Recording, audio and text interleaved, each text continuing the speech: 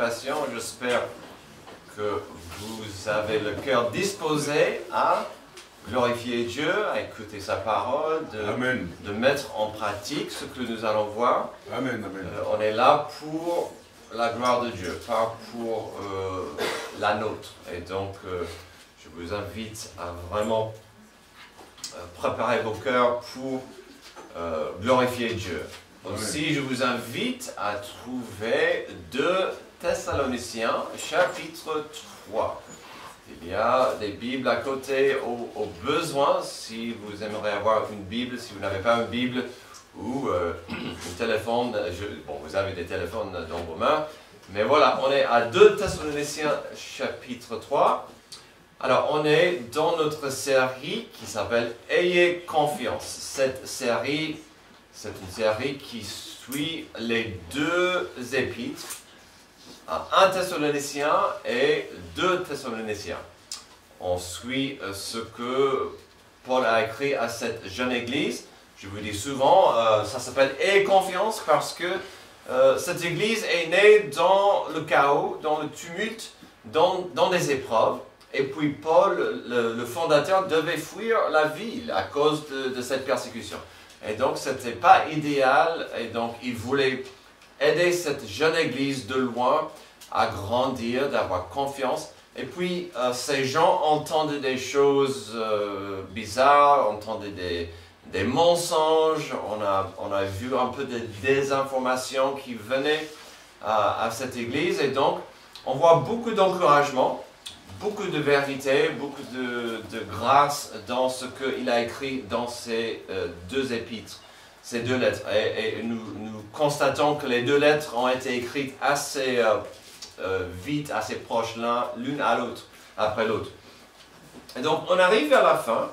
Il nous reste, après aujourd'hui, qu'une seule prédication dans 2 Thessaloniciens, dans cette série « Ayez confiance ».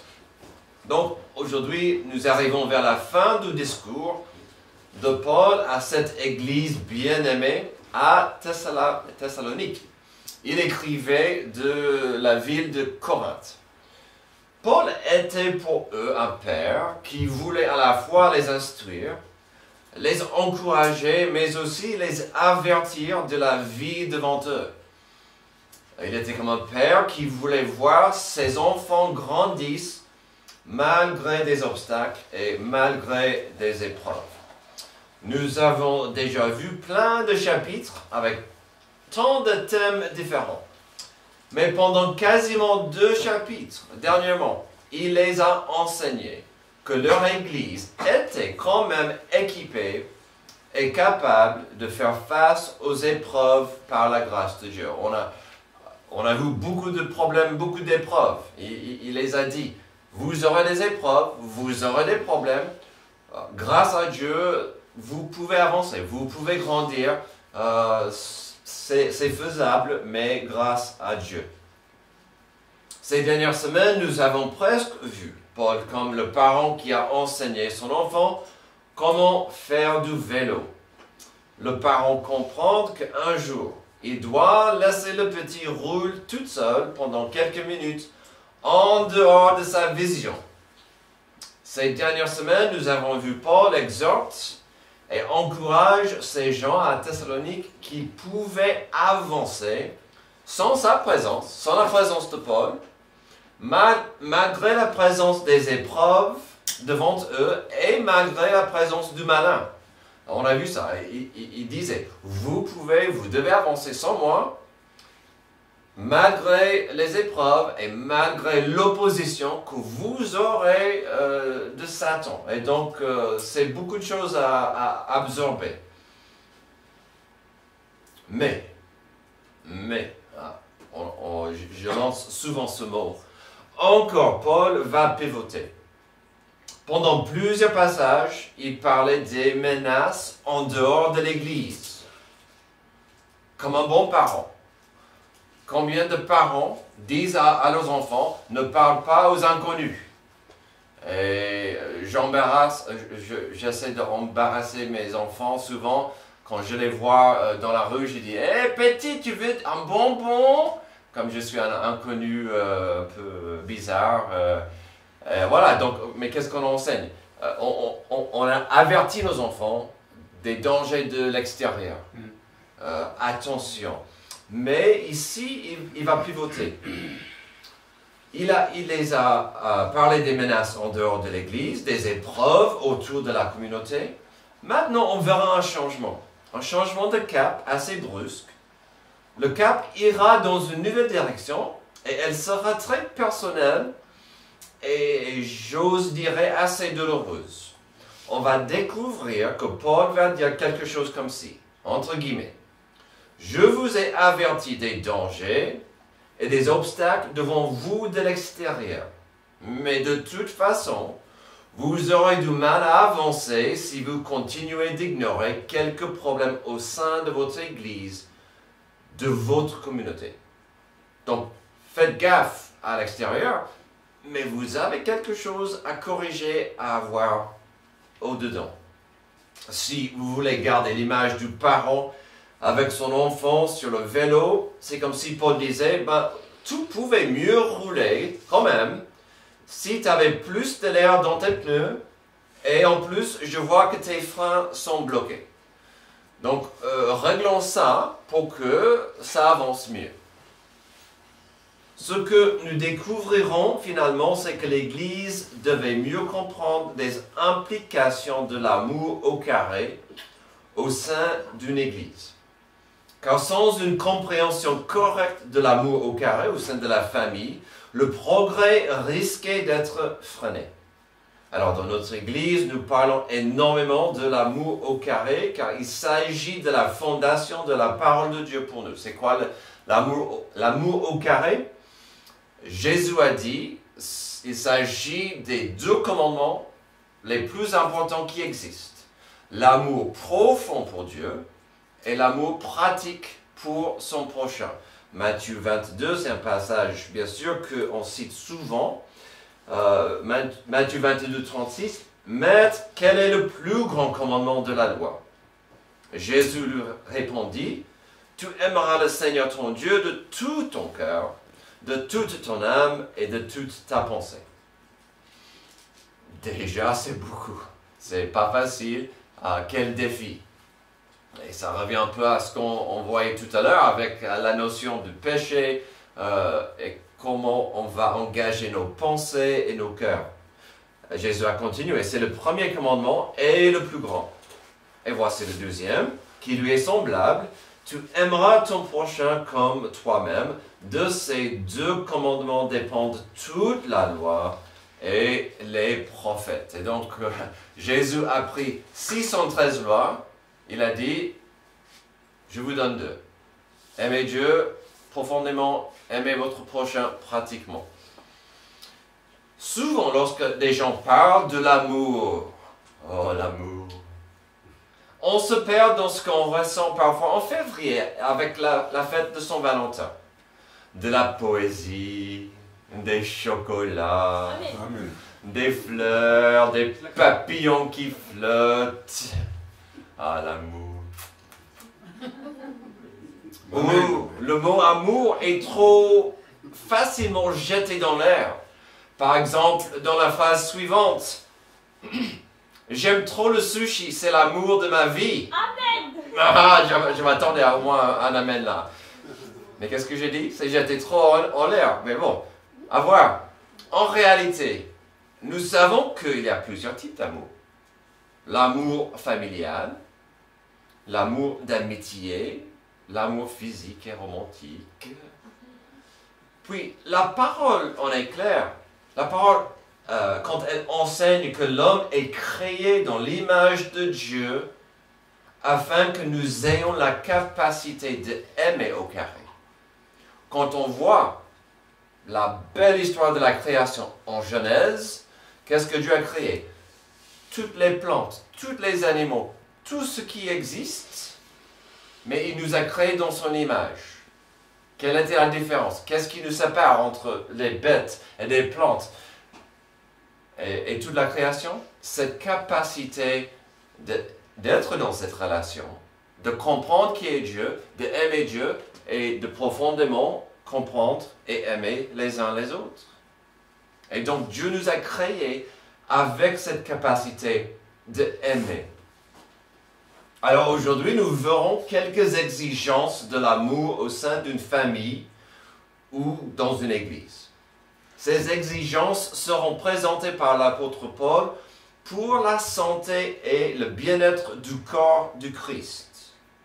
N'oubliez pas qu'une église, la Bible dit une église, c'est le corps de Christ. Jésus, c'est la tête, l'église, c'est son corps. Et donc, Paul va adresser, il va dire, il faut engager certaines exigences de l'amour pour le bien-être, pour la santé du corps, pour l'église.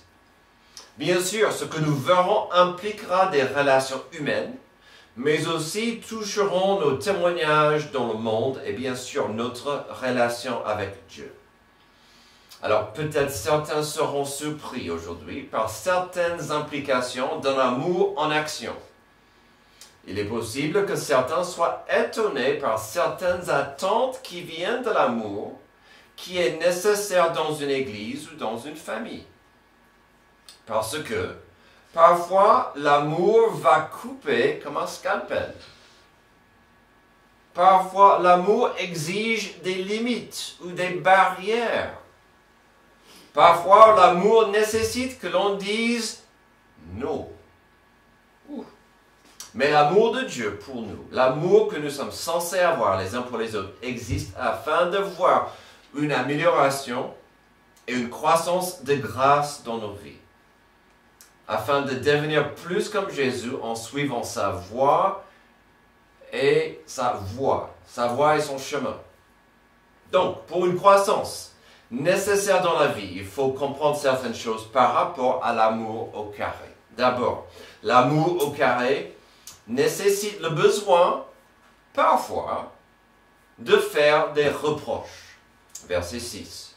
Nous vous recommandons, frères et sœurs, au nom de notre Seigneur Jésus-Christ, de vous éloigner de tout frère qui mène une vie désordonnée et ne suit pas les instructions reçues de nous. Alors, cette prédication aura 2 points, et ce premier point restera assez court, car la vérité du problème est très simple à capter. Sachez que l'Église avait un problème très spécifique, et ici, Paul devait vraiment l'adresser avec précision. Dans notre deuxième point, il va beaucoup expliquer le souci et pourquoi c'était problématique. Il va même expliquer en détail ce qu'il veut dire par une vie désordonnée. Mais ce qu'il faut retenir et comprendre tout de suite ici, c'est que Paul, Silas et Timothée, donc les 3 qui ont formé, c'était le groupe, l'équipe qui a commencé l'Église, ces 3 hommes ont déjà parlé du problème. Ils ont déjà adressé ce problème qu'on va voir. Ils ont déjà expliqué ce qu'il fallait faire et ce qu'il ne fallait pas faire. Et donc la clé ici, c'est dans cette dernière phrase du verset 6. Le problème, c'est que tout frère qui mène une vie désordonnée, il va en parler de ça. Mais qu'est-ce que ce frère fait, ou ses frères? Il ne suit pas les instructions reçues de nous. Donc, on a déjà expliqué ceci. Ces frères refusent. Ils refusent d'obéir. Ils refusent de suivre. Ils vont dire non, je préfère d'agir comme je veux. Alors, puisqu'on a parlé tout à l'heure de c'est quoi le péché, voici un bon exemple. L'apôtre Paul, la parole de Dieu dit ceci, et quelqu'un va dire oui mais. Oui mais. Ces gens rejetaient l'idée de se soumettre à ce que l'apôtre Paul a expliqué et même enseigné comme une action à faire et de ne pas faire. Donc ça nous mène à la réaction que Paul demande de l'Église. Il explique ce qu'il faut faire, c'est-à-dire des reproches, jusqu'au point que ces personnes soient exclues et évitées. Alors, peut-être ça va sembler être un peu fort, bizarre ou agressif. Il y a 2 choses à comprendre ici. La première, c'est dans ce passage, nous pouvons voir des premières traces de ce qu'on appelle la discipline dans l'Église. cette discipline est expliquée et détaillée en plusieurs passages dans le Nouveau Testament. Le passage le plus clair sur le sujet vient des mots de Jésus lui-même en Matthieu 18, 15 à 17. Et j'ai toujours trouvé ce passage fascinant parce que Jésus nous a donné le plan pour la discipline dans l'Église avant la naissance de l'Église. C'est magnifique. Verset 15. Si ton frère a péché contre toi, va et reprends-le seul à seul. S'il t'écoute, tu as gagné ton frère. N'oubliez pas cette phrase. Verset 16. Mais s'il ne t'écoute pas, prends avec toi une ou deux personnes afin que toute l'affaire se règle sur la déclaration de 2 ou 3 témoins.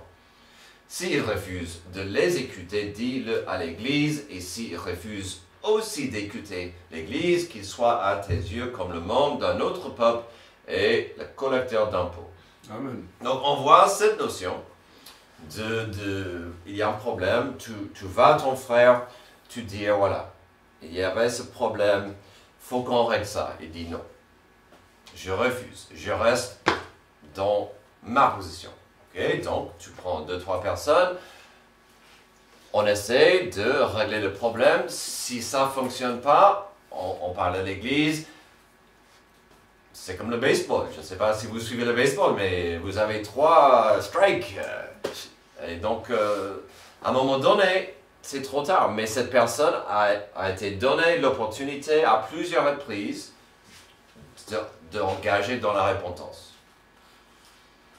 Et donc, c'est là ce que Jésus a expliqué. Puisque j'ai dit que cette notion, cet exemple se trouve ailleurs dans le Nouveau Testament, voici quelques passages, si ça vous intéresse, si vous prenez des notes.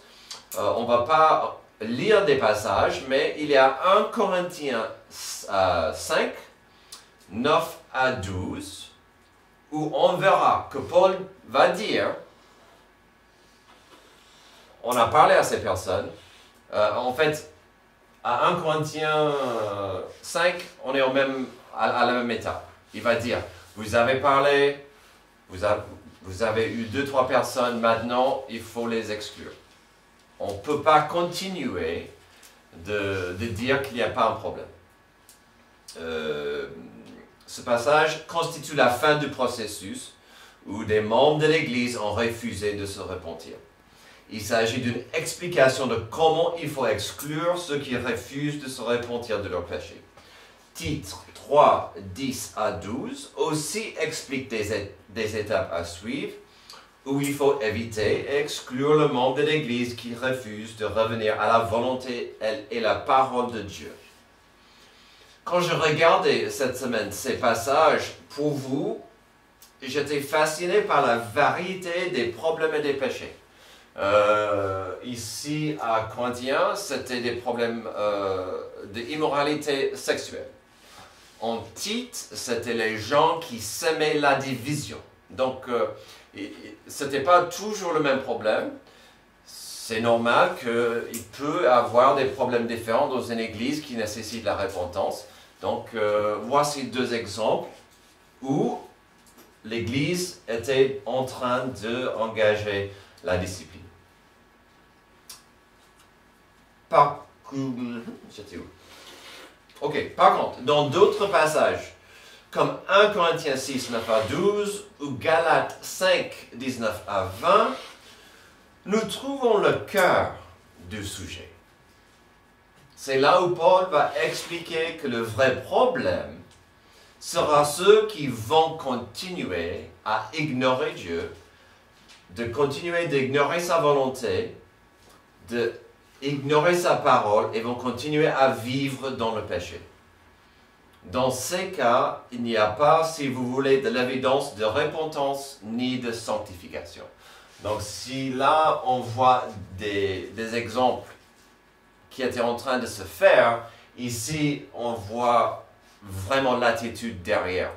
Pourquoi on arrive à ces exemples? Parce que ici, on voit des gens qui vont dire « je ferai ce que je veux malgré tout », sans penser au corps de Christ, sans penser à Christ.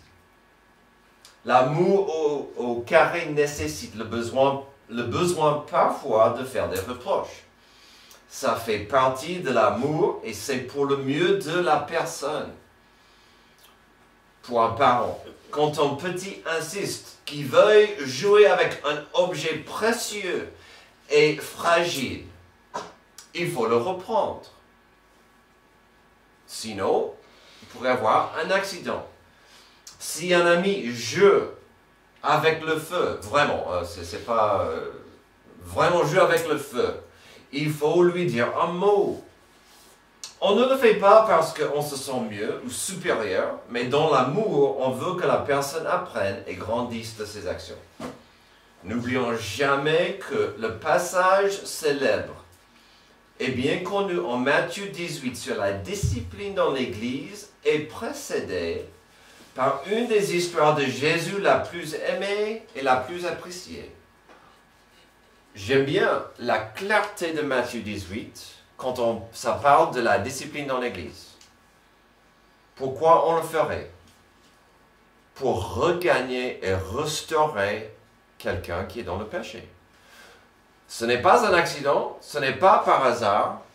L'histoire que Jésus a racontée juste avant en Matthieu 18, c'est l'histoire des 100 brebis.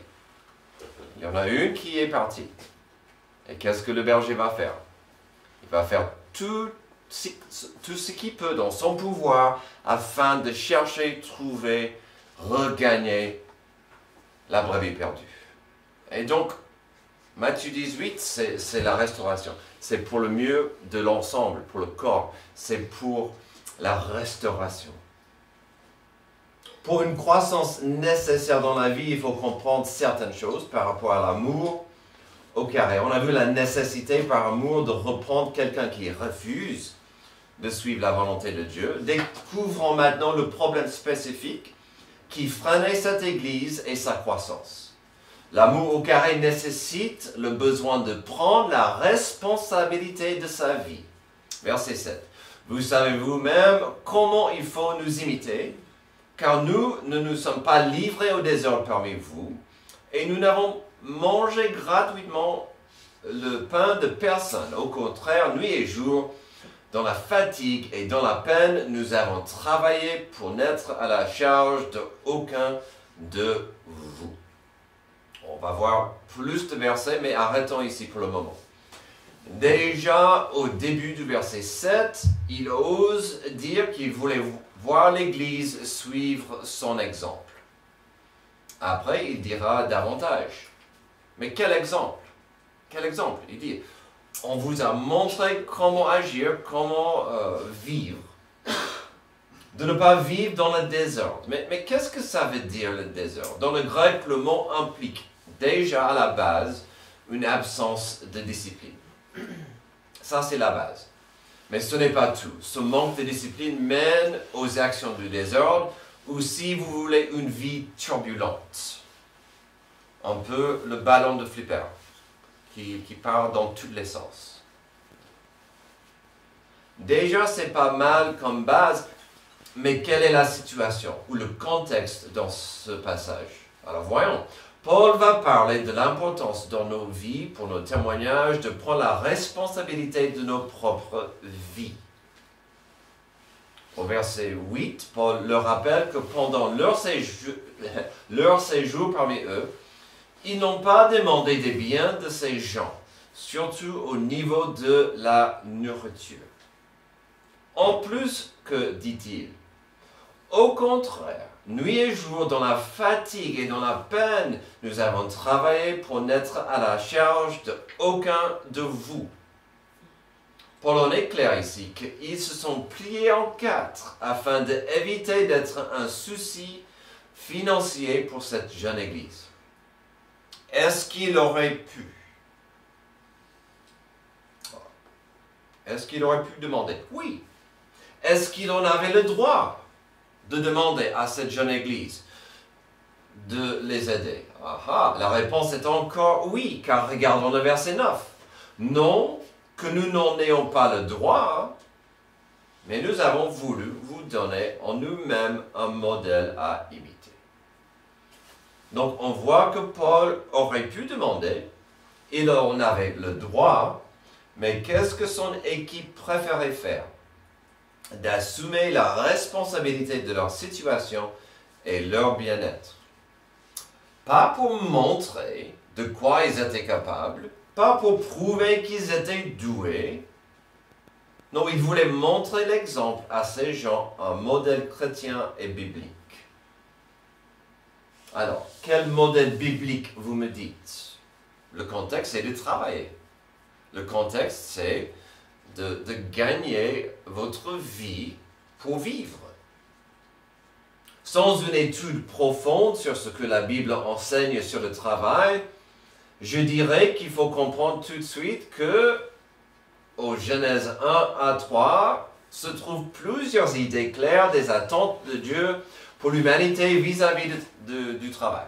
Alors, on n'a pas parlé tout à l'heure, on n'a pas comparé des notes, mais à 10 heures, on a parlé de ça. L'importance de travailler. Avant la chute, Adam travaillait. Après la chute, il devait travailler. Le travail fait partie du plan de Dieu pour nous. Il faut quand même prendre la responsabilité de gagner sa vie.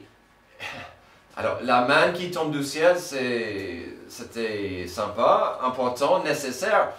Ces jours sont terminés, d'accord? Donc, il faut quand même travailler. Si vous lisez dans le livre de Proverbes, j'ai dit cette semaine, ce passage n'était pas facile pour moi parce que ce passage est tellement précis et tellement, taillé pour l'église de Thessalonique que c'est comme si je lisais dans des Proverbes.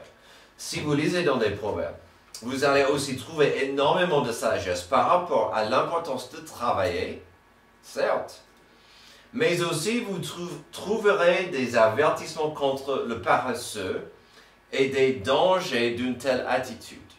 Et donc, dans des proverbes, il y a beaucoup de versets qui parlent de l'importance de travailler et de ne pas avoir peur de bosser, de prendre soin et la responsabilité de votre vie.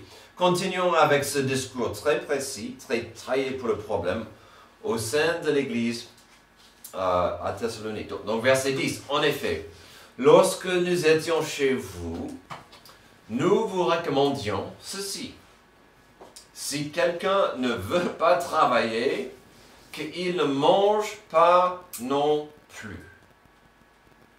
Alors, ce verset est souvent cité, et pourquoi pas. Ce verset est riche, il est sage, il est très logique.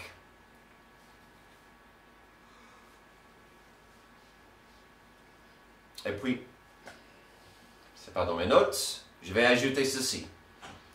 Il y en a parfois les gens qui mendient. Je comprends. Parfois, j'aimerais savoir s'ils sont prêts à travailler et mériter quelque chose. Il y a 1 an, 2 ans de ça, j'étais juste en face des carrés Sénat, j'entrais, un homme mendiait, il voulait de l'argent. Et j'ai dit, monsieur, je préfère vous entrer avec vous, vous acheter à quoi manger. Pour le moment. On ne se connaît pas, mais est-ce que je pourrais vous au moins acheter quelque chose à manger? Il a refusé. Il voulait rester là pour avoir de l'argent dans la main. Je ne peux pas juger le monsieur, mais j'avais du mal avec ça parce que quand même, il y a cette notion de travailler. Si vous n'êtes pas prêt à travailler pour manger, bon, ça c'est autre chose. Mais ici, en effet, verset 10, lorsque nous étions chez vous, nous vous recommandions ceci, si quelqu'un ne veut pas travailler, qu'il ne mange pas non plus. Si on va dire que c'est important d'assumer ses actions et de prendre la responsabilité de sa vie, ici, Paul est très clair. Mais ce qui est facile à rater, c'est le ton du verbe. Paul n'est pas en train de dire, puisque je viens d'apprendre de ce problème, voici une solution. Non. Paul dit ici qu'il avait déjà exprimé la vérité des choses. Regardez encore le verset 9. En effet, lorsque nous étions chez vous, nous vous recommandions ceci. Donc c'était déjà couvert, il a déjà adressé ce problème. Et quand il utilise le mot recommandions, c'est vraiment, ce mot est trop gentil. Dans le grec, c'est une commande, c'est une ordonnance qui ne mange pas. Absolument, il n'y a pas de choses floues ici. Continuons pour voir à quel point ce problème affectait l'Église. Verset 11. Nous apprenons cependant que quelques-uns parmi vous mènent une vie désordonnée. Ils ne travaillent pas, mais se mêlent des affaires des autres. Alors ces gens étaient bien plus qu'oisifs, comme des mauvaises herbes dans un jardin, comme des moustiques ou des tiques dans un jardin, comme une bactérie ou un cancer qui doit s'attacher à une hôte. Ces gens commençaient à vider l'énergie des autres. Peut-être maintenant vous comprendriez mieux le commandement de Paul dès le début, de garder une distance, de s'éloigner de ces personnes. Nous avons déjà vu que c'est une étape tout à fait biblique, mais maintenant que nous comprenons mieux le vrai problème, la meilleure chose que l'Église pouvait faire, c'était de dire « stop ». Dans l'amour pour ces personnes et dans l'amour pour le corps de Christ, ces gens devaient comprendre que leurs actions n'étaient pas durables et assez égoïstes finalement.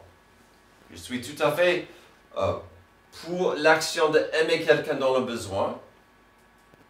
Et la Bible dit, la vraie religion, c'est d'aider des veuves et des orphelins.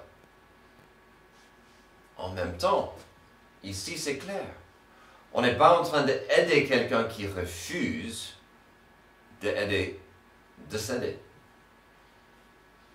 Ça nous mène au verset 12. Paul a dit comment l'Église, par amour, devait agir.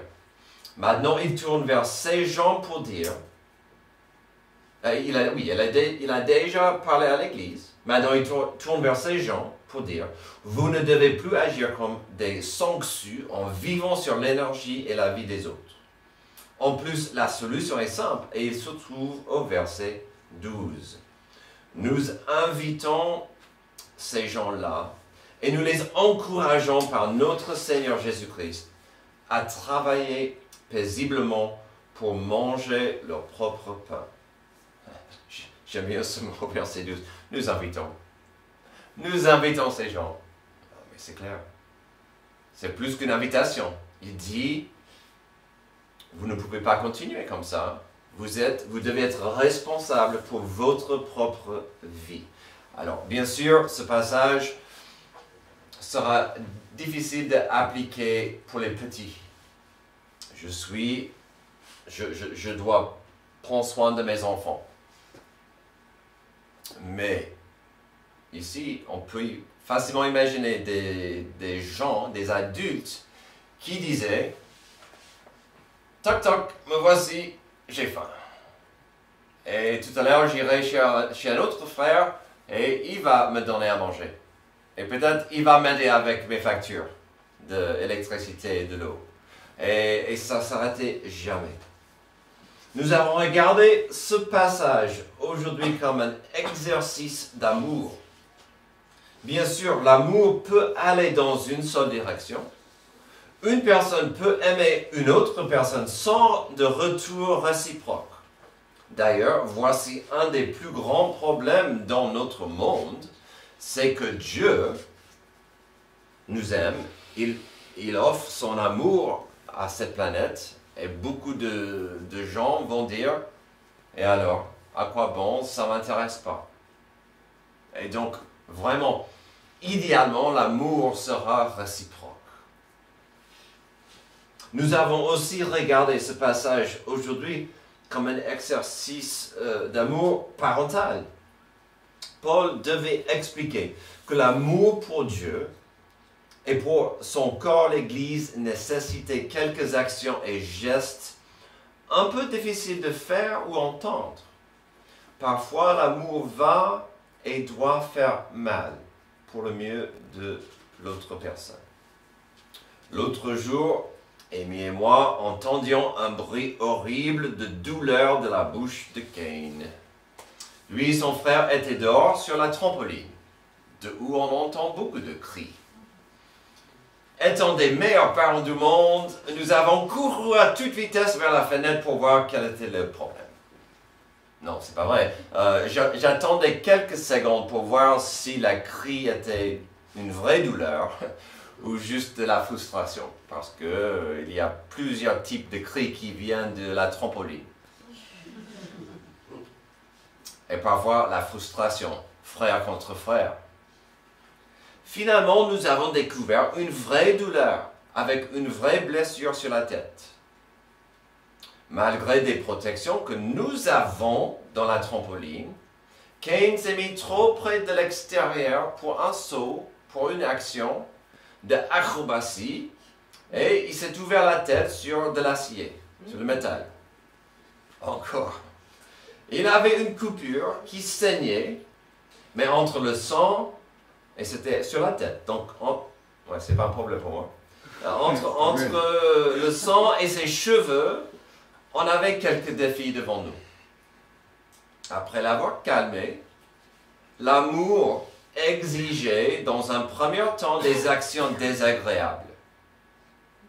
De mettre sa tête sur l'eau froide et de nettoyer l'endroit pour un tas de raisons. C'est pas facile, parce que c'était désagréable. Mais sa tête sous l'eau froide, ça va aider avec l'eau, avec le sang qui était là, ça va aider avec de trouver entre le problème dans les cheveux, d'enlever s'il y avait des choses, la saleté. Il avait un tas de raisons de faire ce qui était désagréable à Cain. Mais c'était pour son bien-être. Heureusement, il a survécu. Amen. Si dans un premier temps, on devait identifier la gravité du problème, puis de l'adresser le mieux que possible, c'était des actions précises.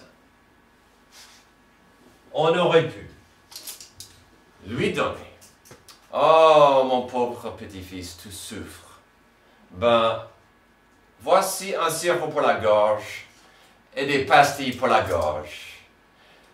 Tu verras, ça ira mieux. Non. Ça devait être, après avoir identifié le problème, ça devait être précis, taillé, même si c'était un peu désagréable au début, ça devait aider la situation correctement. Dans notre passage, nous avons une situation pareille. Paul, dans l'amour, voulait que l'amour de Dieu coule entre toutes les parties concernées. Il n'était pas forcément fâché. Il ne voulait pas abolir et jeter ces gens en dehors de l'Église. Il voulait les restaurer. Car l'Église, le corps de Christ, et ce corps à Thessalonique devait faire face à une infection, une plaie, un problème intérieur de santé. La solution proposée par Paul devait se faire dans l'amour et avec soin, même si dans un premier temps, ça allait faire mal. Encore le but, le désir de Paul, c'était de voir en eux, et je dirais aussi en nous-mêmes, une croissance possible lorsque nous laissons l'amour et la grâce nous guident. Mais il faut être prêt, il faut être ouvert, il faut être sensible.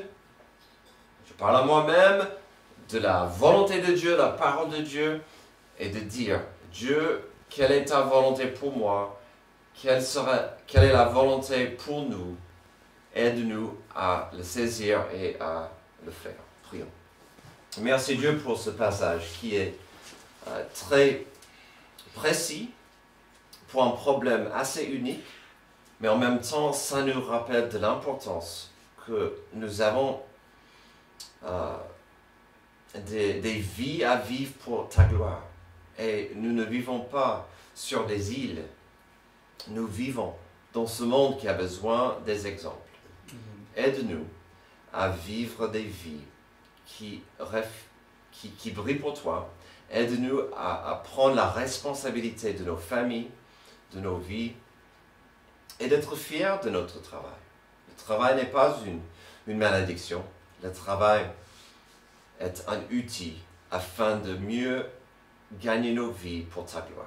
Aide-nous à comprendre des vérités spirituelles dans ce passage qui nous aidera à grandir plus proche à Jésus. C'est dans son nom que je prie.